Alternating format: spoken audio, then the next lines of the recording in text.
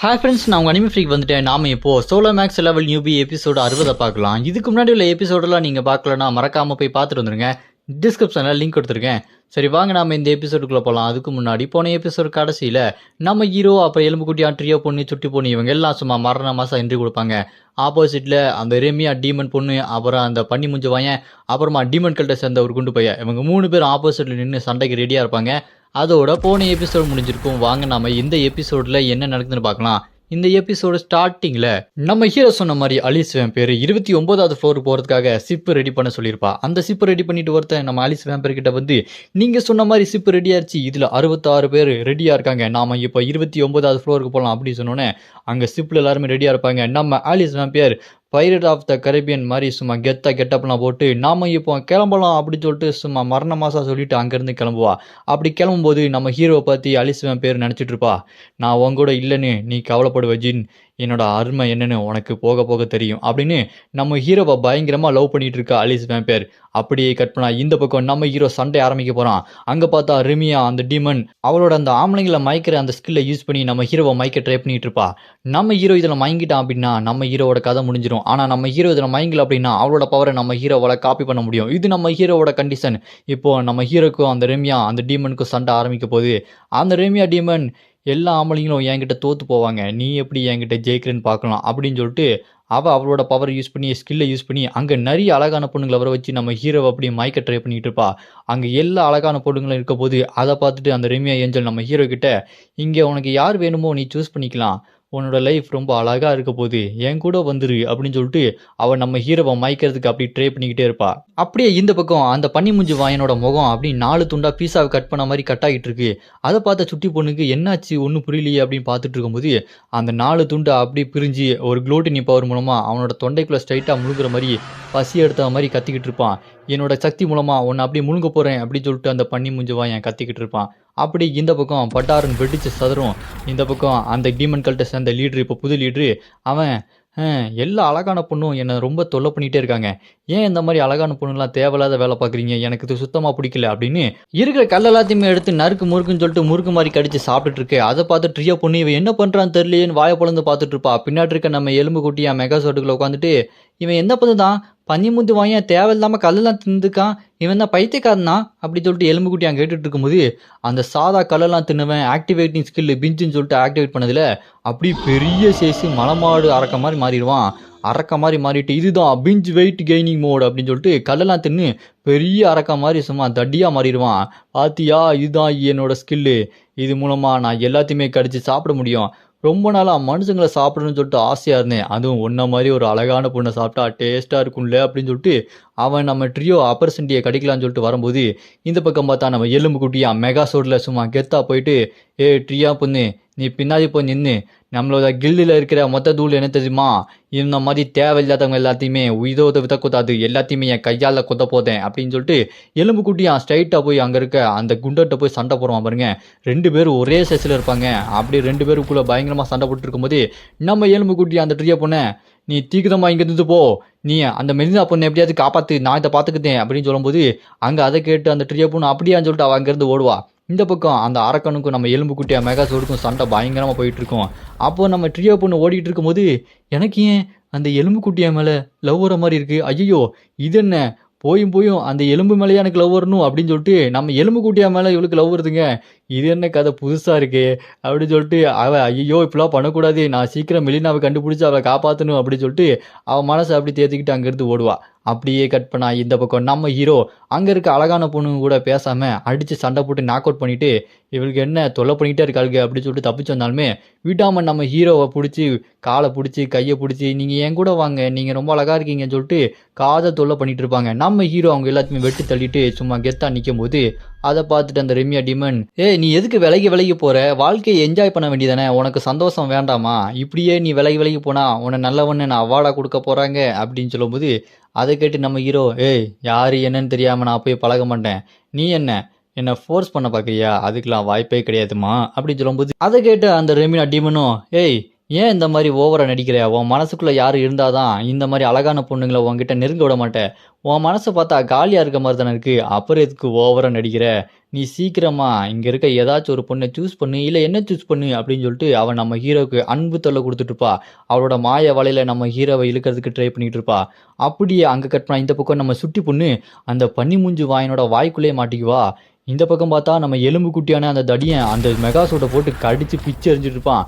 அத பார்த்துட்டு இங்க நம்ம எலும்பு குட்டியான், "அச்சச்சோ!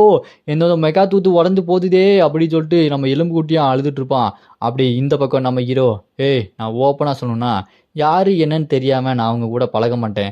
சும்மா நீ ஒரு அழகான பொண்ணுங்கள கூட்டு முன்னாடி கொண்டு வந்தா, நான் என்ன ஏமாந்துருவேன்னு நெனைக்கிறியா? சரி, நீயே என் மனசுக்குள்ள போய் பார்த்துக்கோ. உன்னால முடிஞ்சா நீ என்ன மயக்கிக்கோ. நான் இங்க இருந்து சண்டை போட்டு டயர்ட் ஆயிட்டேன். உன்னால முடிஞ்சத ட்ரை பண்ணிக்கோன்னு" சொல்லிட்டு நம்ம ஹீரோ அப்படியே நின்னுக்குவான். அத பார்த்துட்டு இந்த டீமன், "ஓ! நீ இவ்ளோ பெரிய முட்டாளா இருப்பன்னு நான் நெனச்சு கூட பார்க்கல. உன் மனசுக்குள்ள போயி உன்ன நான் என்னோட கண்ட்ரோல்ல வர வைக்கிறேன்" அப்படின்னு நம்ம ஹீரோவோட மனசுக்குள்ளேயே அவ போயிருவா. அந்த டீமன் நம்ம ஹீரோவோட மனசுக்குள்ள அப்படியே போய்க்கிட்டு, இந்த ட்ரிக்க மட்டும் நான் கண்டிப்பா செஞ்சு முடிச்சேன்னா, நீ என்னோட அடிமை ஆயிருவ. உன்ன மாரி ஒரு முட்டாள் இந்த மாரி ஒரு முடிவு எடுப்பான்னு நான் நெனச்சு கூட பார்க்கல. இப்போ உன் மனசுக்குள்ள உன் மனசு எல்லாத்தையுமே நான் கண்ட்ரோல் பண்ண போறேன்" அப்படின்னு சொல்லிட்டு, அந்த டீமன் மனசுக்குள்ள போயிட்டே இருக்கும்போது, அங்க ஏதோ சுழல் மாரி வந்துகிட்டே இருக்கும். அத பார்த்து அவ, "என்னது இது? இது எப்படி இங்க வந்தது? இது டார்க்னஸும், தோல்வியும், ஒரு ஏமாற்றமும் எல்லாமே கலந்த மாரி இருக்குதே! இது எப்படி இங்க இருக்கு? இத தாங்கிட்டு அவன் எப்படி இருக்கான்?" அப்படின்னு சொல்லிட்டு அவ வாய பொளந்து பார்த்துட்டு இருக்கும்போது, அப்படியே கட் பண்ணா இந்த பக்கம் 29வது ஃப்ளோர்ல நம்ம அலிஸ் வேம்பர் அங்க இருக்க எல்லார் கூடயும் நல்லா ஜாலியா சிரிச்சு பேசிட்டு அவளோட ரூமுக்குள்ள வந்து உட்கார்ந்தா. அங்க பார்த்தா முறிமுழுகத்தை சேர்ந்த பொண்ணு நம்ம அலிஸ் வேம்பர் கிட்ட, "நீங்க என்னங்க வேம்பயர்ன்னு சொன்னாங்க. நீங்க இங்க இருக்க எல்லார் கூடயும் ரொம்ப ஜாலியா சிரிச்சு பேசிட்டு இருக்கீங்க" அப்படின்னு கேட்டோனே, அதுக்கு நம்ம அலிஸ் வேம்பர், "இது எல்லாமே ஜின்னுனால தான். அவன்கிட்ட இருந்து தான் நான் இது எல்லாத்தையுமே கத்துக்கிட்டேன். நான் ஜின்ன ரொம்ப லவ் பண்ணேன். ஆனா அவன் என்ன வெறும் வேலைக்காக மட்டும் தான் யூஸ் பண்ணான். அவன் தெளிவா தான் இருந்தான். நான் தான் ஜின்னு கூட பழக பழக அவன் மேல காதல விழ ஆரம்பிச்சுட்டேன். இதுக்கப்புறம் நான் அவன லவ் பண்ணுவேனா? இல்ல அவன் என்ன லவ் பண்ணுவானான்னு தெரியல. ஆனாலும் பரவால்ல. நான் என்னோட வேலைய முடிச்சே ஆகணும். 29வது ஃப்ளோர்ல போய் எனக்கு குடுத்த கடமைய நான் முடிப்பேன்" அப்படின்னு சொல்லும்போது, அத கேட்டு அந்த முறிமுழுகத்த சேர்ந்த பொண்ணு, "இல்லங்க நீங்க சொல்றது தப்பு. உங்கள ஜின்னு பார்க்கும்போது அவரு உங்கள லவ்வா தான் பார்க்குறாரு.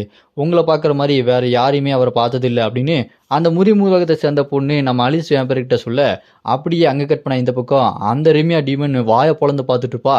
என்னன்னு பார்த்தா, அங்க இருக்கிறது நம்ம அலிஸ் வேம்பரோட உருவம் தான். அவ நம்ம ஹீரோட மனசுல பெரிய உருவமாவே நிப்பா. அத பார்த்த அந்த ரெமியா டீமன், "ஐயய்யோ! என்னது இவ்ளோ ஆழமான காதலா? இவன் அந்த அலிஸ் வேம்பர் மேல இவ்ளோ லவ் வச்சிருக்கானா? இது ரொம்பவே அழகா இருக்கு பார்க்கறதுக்கு. இந்த அளவுக்கு காதல் இவனுக்குள்ள இருக்குன்னு சொல்லிட்டு நான் கொஞ்சம் கூட எதிர்பார்க்கவே இல்ல" அப்படின்னு சொல்லும்போது, அப்ப பட்டார்ன்னு அவளோட கழுத்த வந்து ஒரு கை பிடிக்கும். வேற யாரு? நம்ம ஹீரோ தான். அவளோட கழுத்த பிடிச்சுட்டு, "ஏய்! என் மனசுக்குள்ள நான் என்ன மாரி ஃபீல் பண்றேன் அப்படின்னு நீ பார்த்துட்ட. ஆனா அது உனக்கு தெரிஞ்சது எனக்கு சுத்தமா பிடிக்கல. எனக்கு செம்ம கடுப்பா இருக்கு.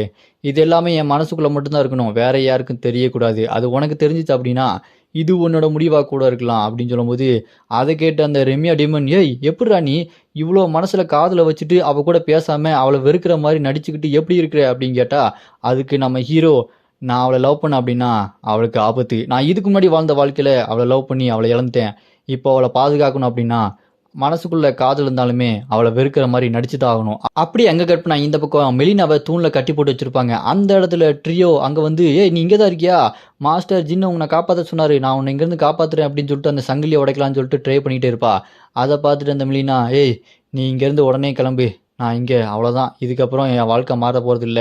என்னோட வாழ்க்கை இதோட முடிய போகுது" அப்படின்னு அவ காப்பாத்த வந்த அந்த ட்ரியோ கிட்ட, "நீ இங்கருந்து கிளம்பு" அப்படின்னு சொல்லுவா. அவளும் அந்த சங்கிலிய வெட்ட ட்ரை பண்ணி அந்த சங்கிலிய வெட்ட முடியாம கஷ்டப்பட்டுட்டு இருப்பா. அப்போ அங்க பறந்து வந்து டமால்னு விழுவா பாருங்க. கல்லுலாம் தெறிக்கும். யாருன்னு பார்த்தா அந்த டீமன் தான். அந்த ரேமியா டீமன அடிச்சு நாக் அவுட் பண்ணி சும்மா பறக்க விட்டுட்டு, இந்த டீமன்ஸ்லாம் மனுஷங்களோட மனச ரொம்ப கம்மியா எடை போடுதுங்க. அதுவும் என் மனச ரொம்ப கம்மியா எடை போட்ட. இதுக்கப்புறம் இந்த தப்ப பண்ணவே முடியாது" அப்படின்னு சொல்லிட்டு இந்த பக்கம் மெலினா கிட்ட வந்து, "ஏ மெலினா என்ன? உனக்கு இங்கேருந்து தப்பிக்கணும்னு ஆசை இல்லையா? வா உடனே இங்கேருந்து கிளம்பலாம்" அப்படின்னு சொல்லும்போது, மெலினா நம்ம ஹீரோவ பார்த்த உடனே, "நீங்க வந்துட்டீங்களா? ரொம்ப நன்றி" அப்படின்னு சொல்லிட்டு அவளுக்கு ஆனந்த கண்ணீர் வந்துரும். அவ பொங்கி பொங்கி அழுதுட்டு இருப்பா. சரி இந்த பக்கம் எலும்புக்குட்டியா என்னாச்சு அப்படின்னு சொல்லிட்டு பார்த்தா, நம்ம எலும்புக்குட்டியா மெகாசோட போட்டு அந்த தடியன் பிச்சு எறிஞ்சிருவான். கடிச்சு அப்படியே முழுங்கிட்டு இருப்பான் அது எல்லாத்தையுமே. நம்ம எலும்புக்குட்டியா ஜஸ்ட் மிஸ்ன்னு அதுலேருந்து வெளியே விழுந்துட்டு, "அத்தத்தோ! என்னோட மெகா தோத்து போச்சே! என்னோட மாத்த எனக்காக செஞ்சு குத்தாது. அது எல்லாத்தையுமே இந்த பன்னி வாங்கி அப்படியே முழுங்குதானே! டேய் பன்னி பயலே! பசிச்சுதுன்னா ஏதாச்சும் பிரெட் வாங்கி தின்னுதா? இது ஏன்டா என்னோட மெகா தோத்த வாங்கி தின்னுதுக்க? சோத்த திங்குதியா? வேதத்த திங்குதியாடா? ஐயையோ! கடுப்பேத்துதானே!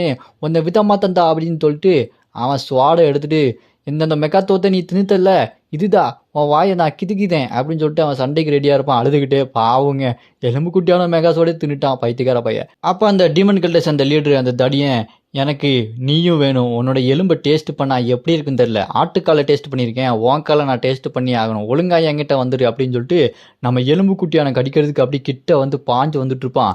அதை பார்த்து எலும்பு குட்டியான் டேய் ஒதுங்கா இங்கேருந்து போயிது, நான் பேத்திட்டு ஃபீதுத ஒரு வாதியது, உன்னை அப்படி கிழித்து தொங்க விட்டுடுவேன், இப்படியா நீ இருந்துதுன்னா நான் உன்னை வெத்தி ஓரளவுக்கு தாங்கா மாறிடுவேன், வாதா நீயா நான் பார்த்துக்க தாண்டா அப்படின்னு சொல்லிட்டு நம்ம எலும்பு குட்டியை அவனுக்கு பயப்படுறதே இல்லைங்க.